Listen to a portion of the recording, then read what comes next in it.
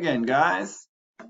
Today I want to teach you how to use the elimination strategy when none of the coefficients match. Kind of made it a little too easy last time. We're going to step it up a notch today. So if you would, please make this the title on your next page in your math notebook. Then close that up, clear those distractions. Get your brain ready to take in something new, and off we'll go. So I taught you how to use the elimination strategy to solve a problem like this the other day, this one, and then 2 popcorns and 2 drinks were $14. And it worked great last time because we always had some coefficients that matched. So in a one like this or one like this, when we use the elimination strategy, we could always subtract or add one from the other and eliminate a variable. And then we would find one of them,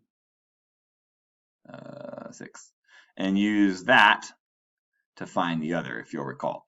Worked here too. We could always eliminate y, and everything was great. But sometimes we get systems of equations like this one that we've done before, Mr. Ramirez and the concert tickets. If you'll recall, our system of equations there was however many adult tickets he buys times 15, that's how much they cost, plus however many children's tickets he bought times 10, that added up to 225. And we also know that the number of adult and the number of children tickets together made 20. And when you look at this, okay, let's go. Elimination strategy. Will adding eliminate a variable? No. Will subtracting eliminate a variable? No. Am I stuck having to graph it and guess? I am not. There is another step you can take with the elimination strategy, and I need to teach that to you today. So sometimes you're going to run into situations like this when you can't eliminate either variable, but you still want to use the strategy. 15a minus a, not eliminated. 10c minus c, not eliminated. Neither is plus. What can you do? Well, what you're allowed to do is before you do the elimination strategy, you're allowed to multiply the equations by something if that would help. Let me show you what I mean.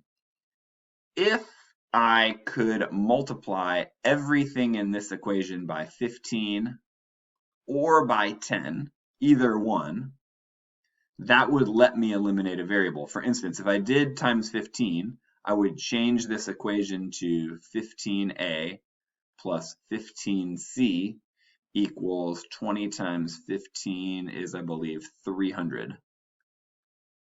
New equation, totally okay to do because I multiplied everything by the same amount.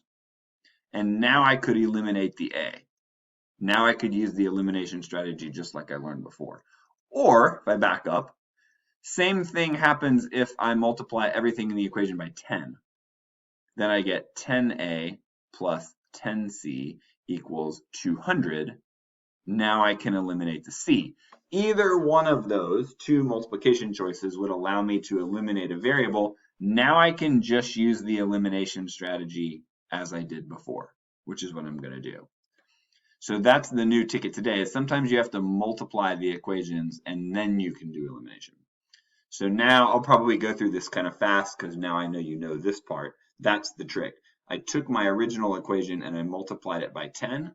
And I did that so now when I do elimination, I get 5a eliminated equals 25. Really easy to figure out a. A equals 5 tickets. So now I've got a. Remember, I'm not done. A complete solution. I would have both of them. So what I do now that I know a, just like before, I go back to either original equation. Remember, my original equation was that, and that.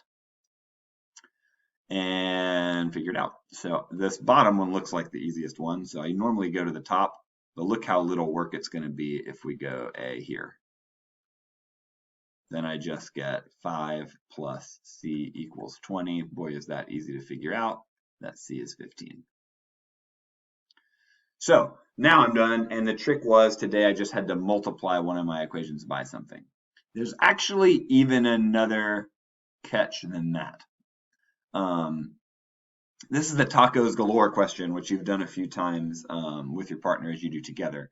Just to remind you how it went, 3 tacos plus 3 burritos was $11.25 for one group, and 4 tacos and 2 burritos was $10 for another group. Let's try that strategy I just taught you. I can multiply one of the equations by something to get a new equation where I can eliminate. So let's see. Is there anything I can multiply the top equation by where I'll get 4 tacos and 4 tacos? Well, not something obvious. It might be a decimal. I could probably do it that way, but it's not simple. What about here? Multiply 3 by something and get 2. Not something simple. So maybe we multiply the bottom one.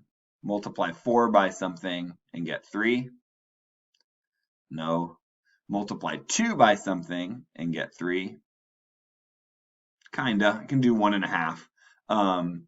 But a lot of times fractions and decimals kind of make us panic. So there's no obvious way like there was on the last one to even do what I just taught you, which means sometimes the easiest thing to do is to multiply both. So what I kind of do is choose something to multiply both by where, let's say, maybe I can make those match. Here's what I'm thinking. If I multiply this one by 3, and I multiply this one by 2, I'll get 6 and 6, and then I'll be able to use elimination pretty well. So I think I'm going to do it that way. So I'm going to rewrite these whole equations. I'm going to multiply the top one by 2. Then I'm going to get 6t plus 6b equals 2250. It's like buying twice as many of this. And I'm multiply the bottom one by 3. I'll get 12t plus 6b equals 30. It's like buying this order 3 times. Now I've got a system of equations where I can eliminate. But I had to multiply both to do it. May or may not be worth it to you. At that point, I can now subtract my equations and I can eliminate b. I'll get that negative 6 tacos, which is weird to think about, cost negative 750. If I did that right, 2250 minus 30. And that tells me that if I divide both sides by negative 6,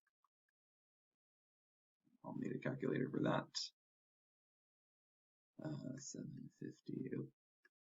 750 divided by 6. They're both negative, so that's the same thing as dividing with both positive. Tacos cost 125. So, found one. It was a bit of work. Notice, this would have been a pain on a graph. Tell you what, if you think about graphing and trying to tell that the price of a taco was 125 from a graph, you would have had a really tough time doing that. So it makes me grateful for this strategy. So halfway home, now I know the price of a taco. I can use that to find the price of a burrito.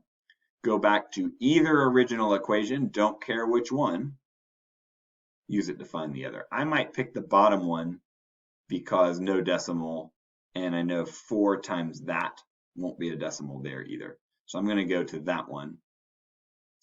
So now I've got 4 times 125, that's 5, plus 2 times the cost of a burrito equals $10.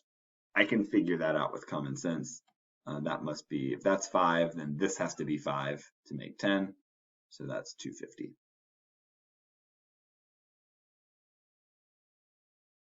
Got it. All right. I'm going to do the same thing as last time. I fear that I'm going to go over time trying to show you 2 of these. So I'm going to stop here and do a part B video. You can get your notebook ready and then start that one when you're good to go.